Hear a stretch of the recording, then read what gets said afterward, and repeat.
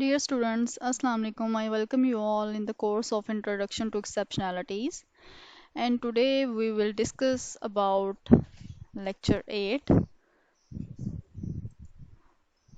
The agenda of this lecture is to discuss about the prevalence and etiology, that is causes of learning disabilities. Let's come to the prevalence. According to US government figures, just under 5% of children between the ages of 6 and 17 years have been identified as learning disabled by the public schools.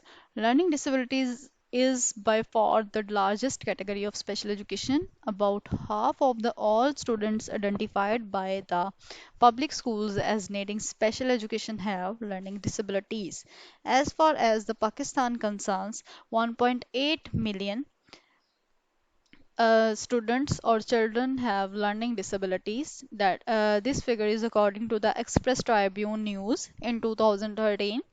And in 2017, Daily Times discussed that 12 million children are here in Pakistan with learning disabilities. So it is a very alarming and very critical situation to have such a bulk of disability within us. Many of these children are hidden, or many are attached with some other conditions, as we discussed in our last lecture in our definition of learning disabilities, कि ये जो बच्चे हैं इनकी categories में और categories भी साथ अटैच हो जाती हैं और उस वजह से ये हिडन होते हैं, या आप कह लें कि एक्स्ट्रा बच्चे जो हैं वो भी इसके अंडर अंडर आ जाते हैं इस कैटेगरी के अंदर, जबकि ऐसा नहीं है। सिर्फ ऐसे बच्चे जो कि प्रोसेसिंग प्रॉब्लम्स के साथ है, लैंग्वेज प्रोसेसिंग प्रॉब्लम्स के साथ हैं, वो लर्निंग डिसेबिलिटी की कैटेगरी के अंदर आते हैं। ऐसे लर्निंग प्रॉब्लम जो कि किसी और डिसेबिलिटी की वजह से हैं वो लर्निंग डिसेबिलिटी की कैटेगरी में नहीं आते हैं। सो ये जो मेरे ख्याल से 12 मिलियन का फिगर है, इतना अलार्मिंग फिगर, ये इसी वजह से है कि प्रॉपर आइडेंटिफिकेशन नहीं है, प्रॉपर असेसमेंट नहीं है हमारी कंट्री में। लर्निंग डिसेबिलिटीज़ को असेस करने के लिए प्रॉपर असेसमेंट मेजर्स मौजूद नहीं है। So let's come to the second topic of the learning today's lecture, that is causes of learning disabilities. For many years, professionals suspected that neurological factors were a major cause of learning disabilities. When the field of learning disabilities was emerging, professionals noted that many of these children displayed behavioral characteristics. For example, distractibility, hyperactivity, language problems, perceptual disturbances, similar to those exhibited by people who were known to have brain damage, such as those who had suffered a stroke or a head wound. सो ये सब characteristics हैं कि जब हम learning disabilities की बात करते हैं तो प्रोफेशनल्स ये कहते हैं कि ऐसे बच्चे जो कि बिहेवियर प्रॉब्लम्स को डिस्प्ले करते हैं, या फिर ऐसे जो कि ब्रेन डैमेज के साथ हैं, या जिनको कोई हेड स्ट्रोक या हेड वाउंड पास्ट में रह चुका है, वो ऐसी जो बिहेवियर जो हैं वो एग्जिबिट करते हैं जो कि लर्निंग डिसेबिलिटीज़ की तरफ इंसान को लेकर जाते हैं। तो जब हम लर्निंग डिसेबिलिटीज़ की बात करते हैं तो लर्निंग डिसेबिलिटीज़ के हवाले से हमारे पास दो काफ़ी चीज़ें आ जाती हैं, जिसमें पहली चीज़ है ब्रेन डैमेज और ब्रेन डिसफंक्शन। हम लर्निंग डिसेबिलिटीज़ को इस तरह से बताएंगे कि या तो ब्रेन डैमेज है या ब्रेन डिसफंक्शन है, तो इस वजह से लर्निंग डिसेबिलिटी हो रही है। In the case of most children with learning disabilities or learning disorders, however, later neurological evidence exists of actual damage to brain tissues, कि brain tissues जो है वो इन बच्चों के actually damage होते हैं, जिस वजह से हम ये कहते हैं कि ये learning disability है। Therefore, today the term dysfunction has replaced injury or damage.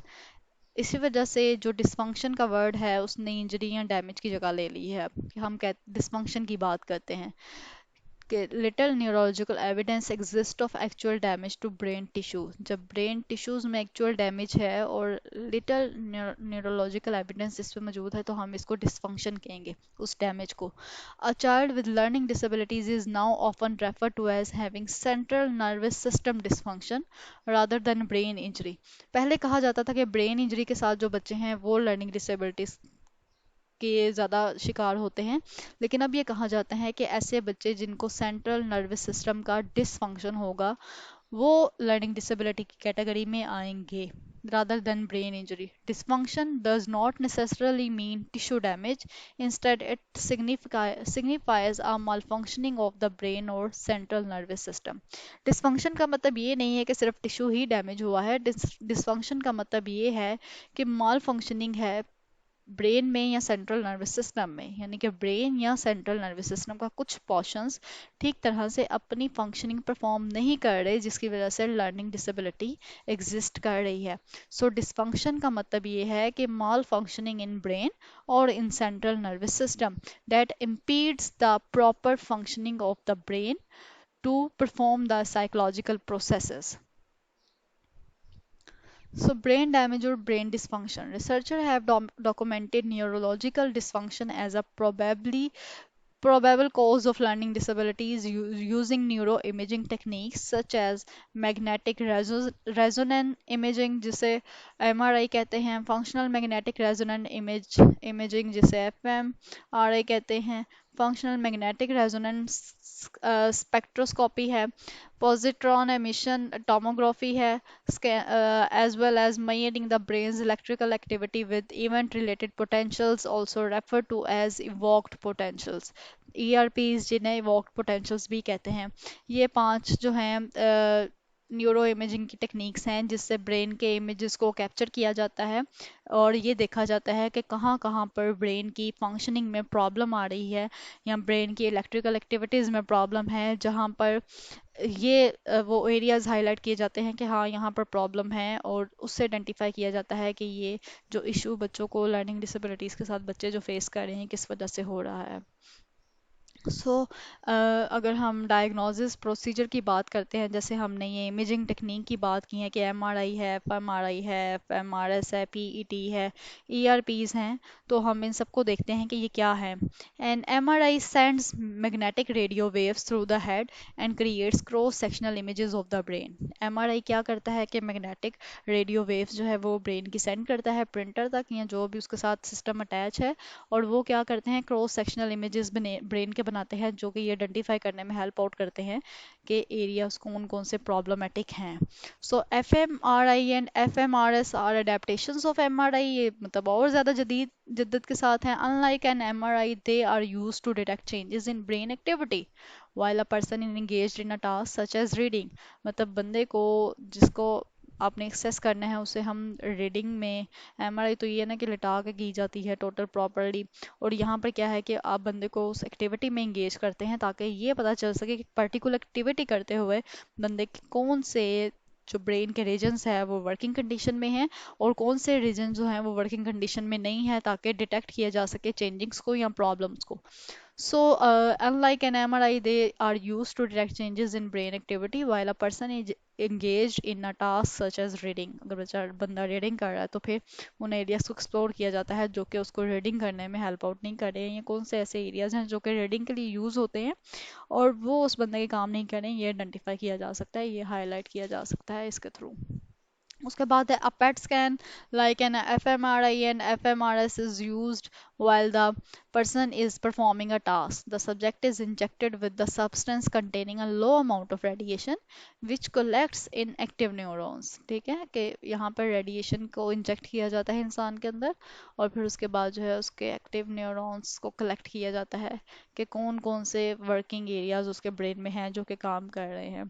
So ERPs measure the brain's response to perceptual and cognitive processing. ERP क्या है कि ये आपके ब्रेन के रिस्पॉन्सेस को परसेप्चुअल या कॉग्निटिव प्रोसेसेस के हवाले से देखती है और EEG में हमें रिजल्ट्स प्रोवाइड करती है. So these were the diagnosis procedures.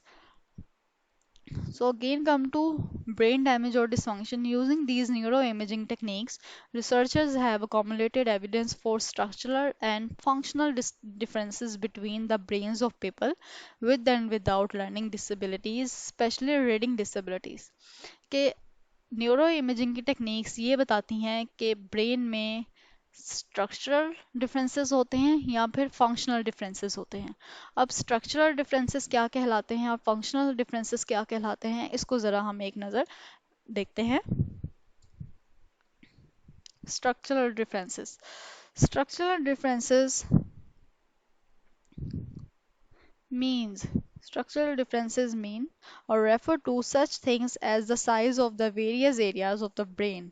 ठीक है कि ब्रेन के मुख्तलिफ एरियाज का क्या साइज है, ये स्ट्रक्चरल डिफरेंसेस कहलाएंगे। और functional differences refer to the activity in the brain, कि ब्रेन में एक्टिविटी का लेवल क्या है, किस हद तक एक्टिविटी हो रही है, ब्रेन का साइज क्या है उस पर्टिकुलर रीजन का जो कि रीडिंग को परफॉर्म करता है, और उसकी एक्टिविटी क्या है, मतलब वो किस तरह से परफॉर्म कर रहा है। Finding from these neuroimaging studies have been relatively consistent in identifying structural and or functional differences in the left temporal lobe and areas around it in persons with dyslexia। ठीक है, लेफ्ट टेम्पोरल लोब में जो है identify किया जाता है कि reading problems के साथ जो लोग हैं वो लेफ्ट टेम्पोरल लोब में उनकी ब्रेन एक्टिविटी जो है वो इतनी प्रॉपर नहीं होती है, या डिसफंक्शन जो है वो शो हो रहा होता है कि ब्रेन एक्टिविटी न्यूरॉन्स जो हैं वो इतने एक्टिव नहीं होते हैं उस एरिया के और इस रीजन के, जिससे अंदाज़ा लगाया जा सकता है कि ये बच्चे प्रॉब्लम्स के साथ हैं। Evidence also suggest that ERP measures might solely Evidence also suggests that ERP measures might someday be reliable enough to be used along with educational and psychological tests to determine children at risk for later reading problems or disabilities. So, taken as a whole, these studies are not definitive evidence of a neurological basis for all students who are identified as learning disabled. However, the results have turned many people who were formerly skeptical into believers that central nervous system dysfunction could be the cause of many, if not most, cases of learning disabilities. Even in cases in which one can be fairly certain that the person with learning disabilities has neurological dysfunction, the question is still remain how did the person came to have the neurological dysfunction. Possible reasons fall into three general categories: general factors, toxins and medical factors। हम ये कहते हैं कि central nervous system का dysfunction है। अगर dysfunction है तो वो किन वजूहात की बिना पर है, क्या न्यूरोलॉजिकल डिसफंक्शन है और उसके क्या रीजंस हो सकती हैं कि वो मतलब डिसफंक्शन हुआ। उसके लिए हम कहते हैं कि तीन रीजंस हैं या तीन फैक्टर्स हैं, तीन कैटेगरीज जो कि हमने जनरल तीन कैटेगरीज बना दी हैं, जिनमें जेनेटिक फैक्टर्स आ जाते हैं, दूसरा टॉक्सिन्स आ जाते हैं और तीसरा मेडिकल फैक्टर्स आ जाते हैं। पहले हम चीज़ देखते हैं जेनेटिक फैक्टर्स। तो ये मैंने दोबारा इसको एक्सप्लेन किया कि जेनेटिक फैक्टर्स हैं, टॉक्सिन्स हैं और मेडिकल फैक्टर्स हैं, जो कि हम कह सकते हैं कि ये कॉजेज़ हैं लर्निंग डिसेबिलिटीज़ के। अगर हम बात करते हैं कि डिसफंक्शन है तो क्यों है ब्रेन डिसफंक्शन, तो ब्रेन डिसफंक्शन इन तीन कॉजेज़ की वजह से हो सकता है। पहला है genetic factors. Over the years evidence has accumulated that learning disabilities can be inherited. हम इतने अरसे से ये सुनते आ रहे हैं और ये मतलब जानने में आया है कि लर्निंग डिसेबिलिटी जो है वो इनहेरिटेड है, विरासत में मिलती है। The two most common types of studies that researchers use to examine the genetic basis of learning disabilities are familiality studies and heritability studies. जो दो मेन कॉमन टाइप्स हैं रिसर्च स्टडीज़ की लर्निंग डिसेबिलिटी के genetics को के हवाले से, वो फैमिलियलिटी स्टडीज़ हैं और हेरिटेबिलिटी स्टडीज़ हैं। अब हम इन्हें देखते हैं कि ये क्या हैं। जेनेटिक फैक्टर्स जो कि फैमिलियलिटी स्टडीज़ के हवाले से हैं। Familiality studies examine the degree to which a certain condition such as learning disability occur in a single family, the tendency for it to run in a family, कि family में वो disability किस लिहाज से किस तरह से चलती आ रही है, इस चीज़ को हम स्टडी करते हैं, तो ये फैमिलियलिटी स्टडीज़ कहलाती हैं।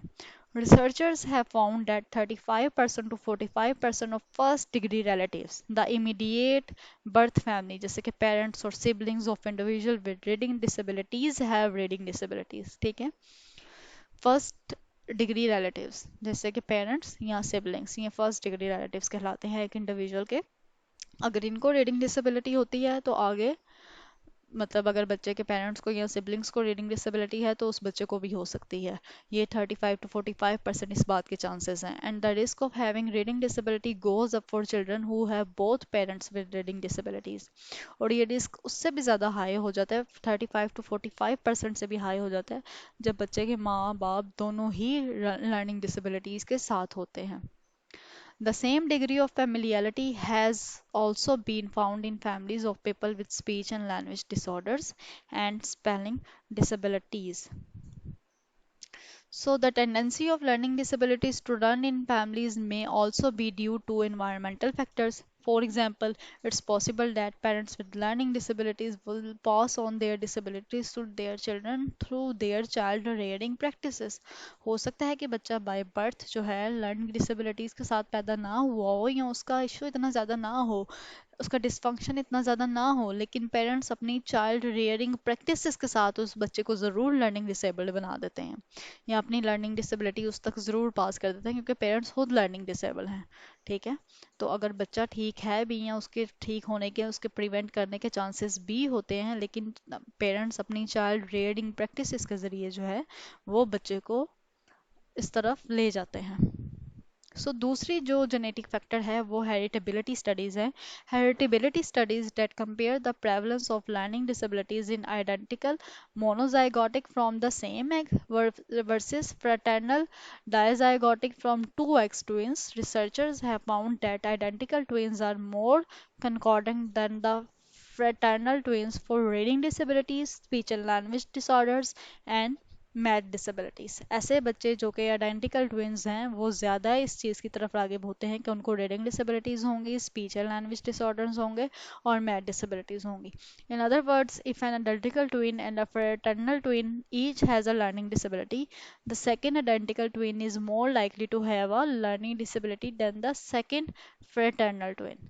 ठीक है, कि अगर ऐसे हो कि एक आइडेंटिकल ट्विन और दूसरे फ्रेटर्नल ट्विन दोनों में से हर एक को लर्निंग डिसेबिलिटी है, तो ये चांसेस हैं कि जो सेकंड आइडेंटिकल ट्विन पैदा होगा उसको learning disability second fraternal twin से ज़्यादा होगी, उसके ज़्यादा चांसेस होंगे आइडेंटिकल ट्विन के लर्निंग डिसेबिलिटी को कैच करने के। So with the rapid advances in molecular genetics, an expanding body of research is attempting to pinpoint the genes involved in learning disabilities। अभी तक जो जीन्स लर्निंग डिसेबिलिटीज़ में involve हैं उनको स्टडी किया जा रहा है, उन पर काम करने की कोशिश की जा रही है। Virtually all genetics agree that no single gene cause a learning disability, जबकि तमाम जेनेटिक्स जो हैं वो ये इस बात पर मानते हैं कि कोई सिंगल जीन जो है वो लर्निंग डिसेबिलिटी की रीज़न नहीं बनता है। Thus for researchers have identified at least 4 genes are candidates for being connected in some way. कम अज़ कम 4 जीन्स जो हैं वो ज़रूर शामिल होते हैं, किसी न किसी तरह से वो कनेक्ट होते हैं लर्निंग डिसेबिलिटीज़ को ट्रिगर करने के लिए।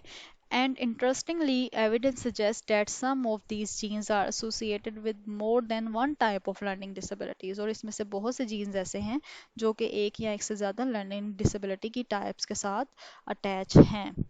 In other words, the same genes are linked to reading, maths and spelling disabilities। ठीक है। It's important to keep in mind that as exciting as these genetics findings are, just as was the case for intellectual disabilities, the environment also play an important role in learning disabilities। जैसे हमने intellectual disabilities में देखा कि environmental factor भी learning disabilities को काफ़ी मुतासिर कर रहे होते हैं। economic factors आ जाते हैं, social factors आ जाते हैं, cultural factors आ जाते हैं। learning disabilities की तरह same intellectual disabilities की तरह same learning disabilities में भी वैसा ही environment का role है disability को trigger करने के लिए। This is especially true in early stages of learning। For example early reading skills, early reading skills में जितना इन्वायरमेंट बच्चे का रिच होगा उतनी ही उसको रीडिंग ज़्यादा उतनी रीडिंग कैपेबिलिटी ज़्यादा अच्छी होगी। अगर उसे एजुकेशनल सपोर्ट नहीं मिलेगी, फैमिली सपोर्ट नहीं मिलेगी, न्यूट्रिशन अच्छी नहीं मिलेगी, तो उसकी अर्ली रीडिंग स्किल्स मुतासिर होंगी। ये इन्वायरमेंटल फैक्टर्स की एक एग्जांपल थी जिस पे हम बात कर रहे थे कि जैसे इन्वायरमेंटल फैक्टर्स इंटेलेक्चुअल डिसेबिलिटीज़ को मुतासर करते हैं उन बच्चों को, इसी तरह से इन्वायरमेंटल फैक्टर्स जो हैं वो लर्निंग डिसेबिलिटीज़ को भी इनरिच करने में या उसकी अफजाइश को बढ़ाने में कारआमद होते हैं। इसी तरह से नेक्स्ट जो कॉजेज आते हैं लर्निंग डिसेबिलिटी के वो है toxins. Toxins are agents that can cause malformations और defects in the developing foetus. ठीक है, जो कि फीटस की ही डेवलपिंग फेज में ही मालफॉर्मेशन या डिफेक्ट्स आ जाते हैं, वो टॉक्सिन्स कहलाते हैं, जैसे कि फीटल अल्कोहल सिंड्रोम या fetal alcohol spectrum disorders. and lead as potential causes of intellectual disabilities। और ये जो fetal alcohol syndrome है या fetal alcohol spectrum disorders हैं, ये intellectual disability का major cause है। Authorities have also speculated that some people may be exposed to level of these substances that are not high enough to result in intellectual disability but are high enough to cause learning disability. ठीक है, मतलब authorities या researchers ये कहते हैं कि ऐसे भी हो सकता है कि हम जो मटेरियल या जो सब्सटेंसेस जो हैं, जो टॉक्सिन जैसे कि बियर है या इस तरह के टॉक्सिक मटेरियल जो है जो माइंड लेती हैं प्रेगनेंसी के दौरान, तो अगर वो उसकी हो सकता है क्वांटिटी इतनी ना हो कि वो इंटेलेक्चुअल डिसेबिलिटी क्रिएट कर दे बच्चे में, वो फीटस को इस हद तक मुतासर कर दे। लेकिन वो इस हद तक हो सकता है मुतासर कर दे कि बच्चे में लर्निंग डिसेबिलिटी हो जाए, मतलब इतनी ज़्यादा उसकी शिद्दत ना हो कि वो उसको इंटेलेक्चुअल डिसेबल करे, लेकिन इतनी ज़रूर हो सकती है कि वो उसे लर्निंग डिसेबल ज़रूर कर देगा। तो ये जो टॉक्सिन्स हैं इसका भी जो न्यूरोलॉजिकल डिसफंक्शन है इसमें काफ़ी रोल है। उसके बाद आ जाते हैं मेडिकल फैक्टर्स। मेडिकल फैक्टर्स कौन कौन से हैं जो कि न्यूरोलॉजिकल डिसफंक्शन की रीज़न बनते हैं? Several medical condition can cause learning disabilities.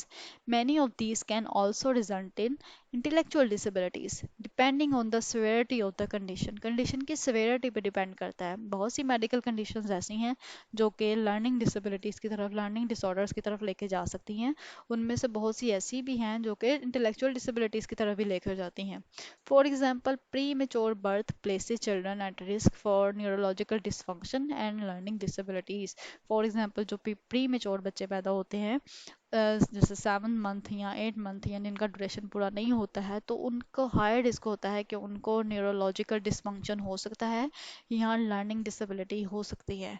And paediatric AIDS can result in neurological damage resulting in learning disabilities. और जो एड्स है वो भी लर्निंग न्यूरोलॉजिकल डैमेज कर सकता है, जो कि रीज़न बन सकता है लर्निंग डिसेबिलिटीज़ की। सो इस लेक्चर में हमने डिस्कस किया लर्निंग डिसेबिलिटीज़ की प्रेवलेंस को, कि प्रेवलेंस क्या है। जैसे कि प्रेवलेंस आप देख सकते हैं कि पाकिस्तान में अभी तक कोई वो एज सच स्टडी नहीं की गई है, लेकिन फिर भी प्रेवलेंस की क्या रेशो है वो कि 12 मिलियन जो है वो कह रहे हैं कि बच्चे जो है लर्निंग डिसेबिलिटीज़ के साथ हैं। इसके अलावा हमने कॉजेज़ को डिस्कस किया जिसमें जेनेटिक फैक्टर्स हैं, टॉक्सिन्स हैं और मेडिकल फैक्टर्स हैं। कॉजेज़ की जब हमने बात की थी तो हमने कहा कि स्ट्रक्चरल और फंक्शनल एरियाज होते हैं ब्रेन में जो कि ये आइडेंटिफाई करते हैं कि कहाँ पर प्रॉब्लम है कहाँ पर नहीं है। तो जब हम कॉजेज़ की बात करते हैं तो हमने जेनेटिक फैक्टर्स को देखा, टॉक्सिन्स को देखा और मेडिकल फैक्टर्स को देखा। जेनेटिक फैक्टर्स में फेमिलियरिटी स्टडीज़ पे बात की और हैबिलिटियलिटी स्टडीज़ पे बात की, हेरिटेबिलिटी स्टडीज सॉरी पे बात की। फिर उसके बाद हमने टॉक्सिन्स का रोल देखा कि टॉक्सिन्स और मेडिकल फैक्टर्स किस तरह से लर्निंग डिसेबिलिटीज़ को ट्रिगर कर सकते हैं या लर्निंग डिसेबिलिटीज़ को इनरिच कर सकते हैं। सो आपकी आज की असाइनमेंट ये है कि आपने जो लर्निंग डिसेबिलिटी के इस कॉजेज़ हैं उनको मज़ीद एक्सप्लोर करना है, कि आपने इस बात पे ज़रूर रिसर्चेस देखनी है या आर्टिकल्स देखने हैं कि न्यूरोलॉजिकल डिसफंक्शन क्या होता है। ठीक है, और ये लर्निंग डिसेबिलिटीज़ के और क्या कॉजेज़ हो सकते हैं। ये तो है रिसर्च बेस्ड कॉजेज़ हैं, मैंने बुक से एक्सट्रैक्ट किए हैं, लेकिन फिर भी आप अगर फर्दर इसको स्टडी करना चाहें तो आप ज़रूर देखिएगा और ये इसको अपनी एज असाइनमेंट लें। मैं इस असाइनमेंट को गूगल क्लासरूम में भी पोस्ट कर दूँगी। खैर, अब हम नेक्स्ट लेक्चर में अपनी बाकी चीज़ों को डिस्कस करेंगे जो कि इस हवाले से हैं कि हमने जैसे कि करेक्टरिस्टिक्स क्या होंगे लर्निंग डिसेबिलिटीज़ के, या फिर लर्निंग डिसेबिलिटीज़ की जो हैं वो एजुकेशनल कंसिडरेशंस क्या हैं, क्लासिफिकेशन और करेक्टरिस्टिक्स पे जो है हम अपने नेक्स्ट लेक्चर में लर्निंग डिसेबिलिटीज़ पे बात करेंगे। So this was from my side of the 8th lecture. Thank you so much. अल्लाह हाफिज़।